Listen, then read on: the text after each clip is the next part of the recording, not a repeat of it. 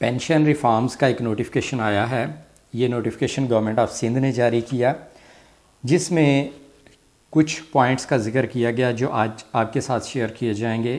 اس میں سب سے پہلے ہے بیس لائن پینشن، کہ موجودہ پینشنرز کی بیس لائن پینشن کیا ہوگی، اور جو آئندہ لوگ ریٹائر ہوں گے ان کی بیس لائن پینشن کیا ہوگی.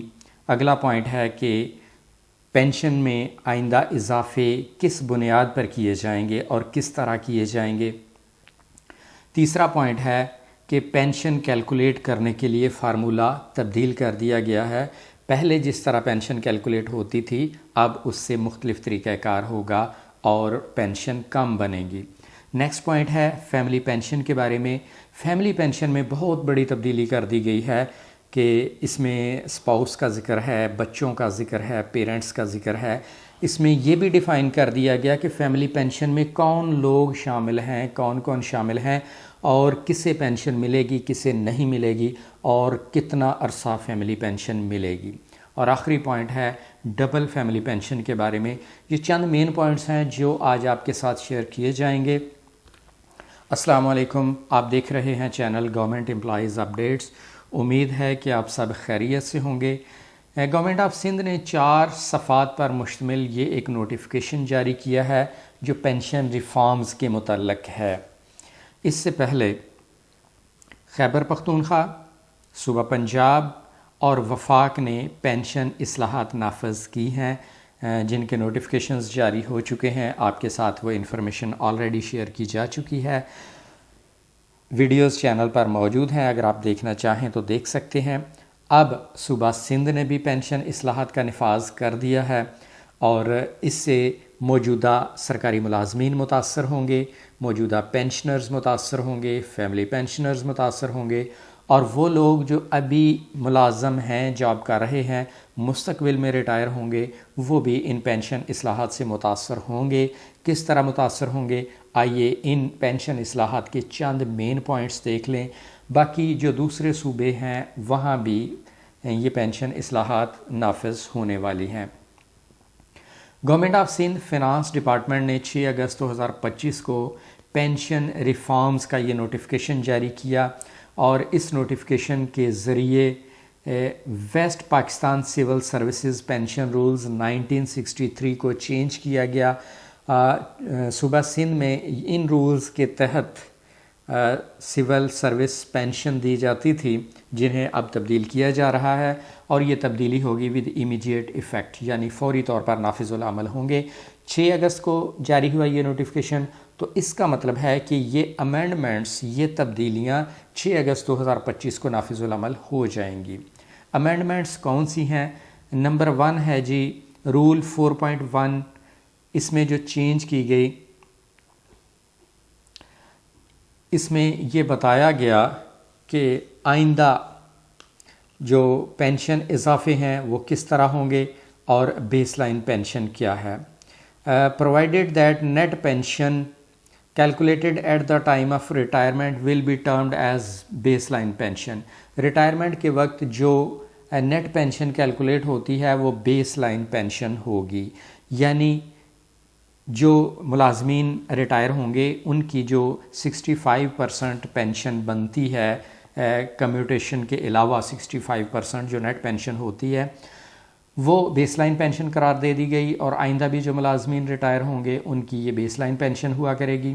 اور کمیوٹیڈ پورشن جو ہے، یعنی جب پینشن کسی کی بحال ہوگی، ریسٹور ہوگی پینشن، تو وہ ریسٹورڈ پینشن اس میں شامل کر کے وہ بیس لائن پینشن ہوا کرے گی. اگلا پوائنٹ ہے ان رول 4.4 آفٹر سب رول 2. اس میں کیا چینج کی گئی کہ پہلے جو پینشن کیلکولیٹ کرنے کے لیے فارمولہ استعمال ہوتا تھا اس میں ملازم کی آخری جو بیسک پے ہوتی تھی اس کی بنیاد پر پینشن کیلکولیٹ ہوتی تھی، اور اس میں جن لوگوں کی انکریمنٹ ڈیو ہوتی تھی وہ انکریمنٹ بھی شامل کر کے پینشن کیلکولیٹ کی جاتی تھی. اب تبدیلی یہ آئی کہ آخری بیسک پے کی بجائے سابقہ یعنی آخری 24 مہینوں کی بیسک پے کی ایوریج نکالی جائے گی، اس کی بنیاد پر پینشن کیلکولیٹ کی جائے گی. وفاق میں بھی یہی طریقہ اپنایا گیا، 24 ماہ کی بیسک پے کی ایوریج لی جائے گی. لیکن پنجاب میں تھوڑا ڈیفرنٹ ہے. پنجاب میں آخری 36 माह की एवरेज बेसिक पे ली जाएगी और फिर उस पर पेंशन कैलकुलेट की जाएगी। सिंध ने वफाक को फॉलो किया है, 24 माह वाली बेसिक पे की एवरेज ली जाएगी और उसकी बुनियाद पर पेंशन कैलकुलेट की जाएगी। नेक्स्ट है तीसरा पॉइंट, इन रूल 4.10 यहाँ पर फैमिली पेंशन का जिक्र आया और फैमिली पेंशन में बहुत बड़ी तब्दीली की गई है। सूबा सिंध में फैमिली पेंशन में इस नोटिफिकेशन के ज़रिए बहुत बड़ी तब्दीली कर दी गई है। यहाँ पर उन्होंने डिफ़ाइन कर दिया कि फ़ैमिली में कौन कौन शामिल है। यहाँ पर फैमिली में शामिल है सरकारी मुलाजम के बाद उसकी बेवा, या अगर सरकारी मुलाजमा थी तो उसका खावंद रंडवा, ये हैं। और वो बच्चे शामिल हैं जो कि डिसेबल हैं, यानी माजूर बच्चे शामिल किए हैं, सेहतमंद बच्चे इसमें शामिल नहीं किए गए। यानी सेहतमंद बच्चों को, चाहे वो छोटा बेटा है या बेटी है, इनको पेंशन यानी फैमिली पेंशन नहीं मिलेगी। किसको मिलेगी? सरकारी मुलाजम की वफ़ात के बाद उसकी बेवा या रंडवा को पेंशन मिलेगी, या अगर उसके डिसेबल बच्चे हैं, माजूर बच्चे, और माजूर भी वो 21 साल की उम्र से पहले हुए, अगर 21 साल की उम्र के बाद माजूर हुए तो वो भी इसमें शामिल नहीं है। तो ये माजूर बच्चा है तो उसको ताहयात पेंशन मिलेगी, और अगर एक से ज़्यादा माजूर बच्चे हैं तो फिर पेंशन उनमें डिवाइड होगी, उन पर तकसीम कर दी जाएगी। तो ये फैमिली पेंशन में एक बहुत बड़ी तब्दीली कर दी गई है। इसके बाद in case of married female government servants, के अगर फीमेल गवर्नमेंट सर्वेंट है वो अपने खावंद को पेंशन के हक़ से महरूम करना चाहती है, तो वो अकाउंट ऑफिस में ये तहरीरी एप्लीकेशन दे दे कि मेरे मरने के बाद मेरे खावंद को मेरी फैमिली में शामिल ना किया जाए, उसे फैमिली पेंशन ना दी जाए, तो वो खावंद फैमिली पेंशन का अहल नहीं रहेगा।